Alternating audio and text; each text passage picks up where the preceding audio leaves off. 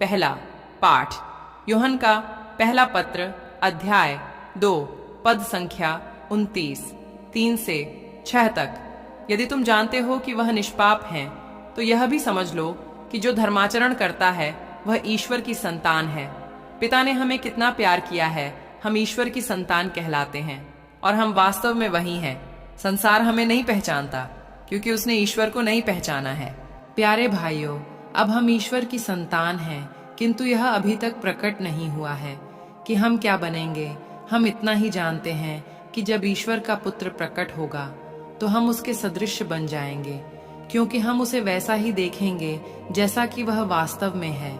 जो उससे ऐसी आशा करता है उसे वैसा ही शुद्ध बनना चाहिए जैसा कि वह शुद्ध है। जो पाप करता है वह ईश्वर की आज्ञा भंग करता है, क्योंकि पाप तो आज्ञा का उल्लंघन है। तुम जानते हो कि मसीह पाप हरने के लिए प्रकट हुए। उनमें कोई पाप नहीं है। जो उनमें निवास करता है वह पाप नहीं करता। जो पाप करता है उसने उन्हें नहीं देखा है और वह उन्हें नहीं जानता। यह प्रभु की वाणी है। ईश्वर को धन्यवाद।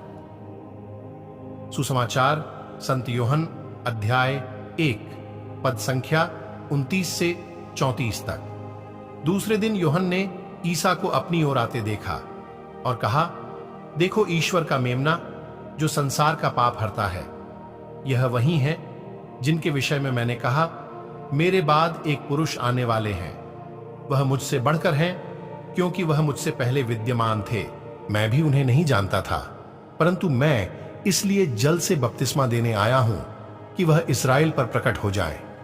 फिर यूहन्ना ने यह साक्ष्य दिया, मैंने आत्मा को कपोत के रूप में स्वर्ग से उतरते और उन पर ठहरते देखा।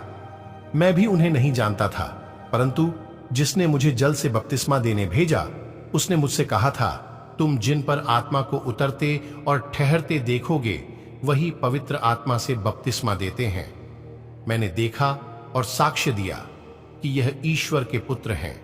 यह प्रभु का पवित्र सुसमाचार है। हे ख्रीस्त, तेरी स्तुति हो। मनन चिंतन। यूहन्ना बपतिस्ता यीशु के बारे में बात करना जारी रखता है और उसे ईश्वर का मेमना बताता है जो दुनिया के पापों को दूर करता है। यूहन्ना जो पानी से बपतिस्मा देता है, इस बात पर जोर देता है कि यीशु पवित्र आत्मा से बपतिस्मा देगा।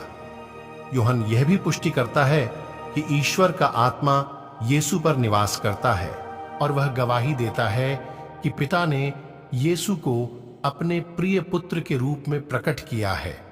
इन प्रमाणों के बावजूद यीशु को कई लोगों से अस्वीकृति का सामना करना पड़ता है, विशेष रूप से बंद और जिद्दी दिल वाले जो पवित्र आत्मा का विरोध करते हैं। हम में से जिन्होंने अपना दिल खोल दिया है। यूहन्ना की घोषणाएं दिव्य प्रभु और उद्धारकर्ता के रूप में यीशु में हमारे विश्वास को मजबूत करती हैं। यह स्वीकार किया गया है कि कभी-कभी हम यीशु को पूरी तरह से स्वीकार करने में रुक सकते हैं।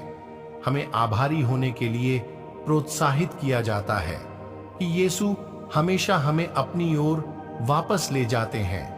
पर्याप्त सबूत और गवाही के बावजूद भी बंद दिल वाले लोग अभी भी यीशु को अस्वीकार कर सकते हैं। पवित्र आत्मा के मार्गदर्शन के प्रति ग्रहणशील होने के महत्व पर जोर देते हुए जिद्दी दिलों और विश्वास के लिए खुले लोगों के बीच विरोधाभास खींचा गया है। आइए तब हम सभी आज के वचन पर मनन चिंतन करें। वचन को सुनने वाले सभी विश्वासी भाई बहनों के लिए मैं यीशु से प्रार्थना करता हूं कि प्रभु यीशु आप सभी को आशीष दे, आपके परिवार को सुरक्षित रखे, आपके परिवार के सभी लोगों को सुरक्षित रखे, बीमार से दूर रखे, सभी कामों में आशीष प्रदान करे। आपके बच्चों पर यीशु की आशीष हो, क्योंकि जो यीशु का वचन सुनता है वही यीशु को प्यार करता है। यीशु का प्यार उसको यीशु के पास खींच लाता है। आइए तब हम सभी वचन पर मनन चिंतन करें। आमीन।